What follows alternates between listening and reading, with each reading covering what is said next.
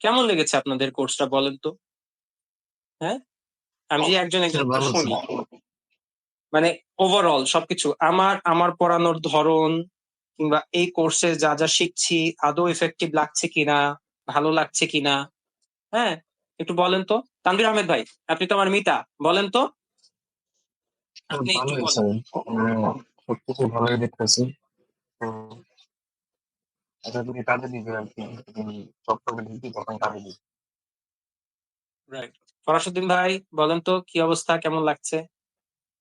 জি ভাই, আমি সরকারি ভাই। ওই যে ভাই, আমরা একটা রচনা যদি পড়ি, রচনা পড়লে কিন্তু রচনা বোঝা যায় না।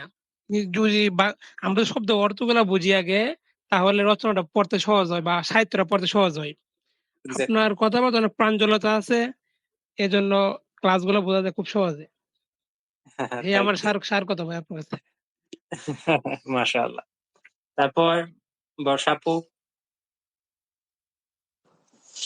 জি ভাইয়া, অনেক ইফেক্টিভ হয়েছে আমার জন্য। কারণ আসলে আমি এর আগে শুধু এক্সেল এর শুধু যোগ বিয়োগ গুণ ভাগ যে বেসিক জিনিসগুলো সেগুলোই জানতাম।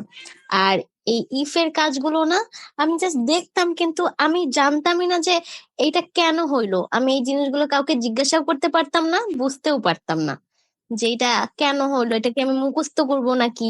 কিন্তু আপনি তো এখন আমাদেরকে অনেক ভালোভাবে বুঝাই দিছেন যে কেন আমরা এটা করি।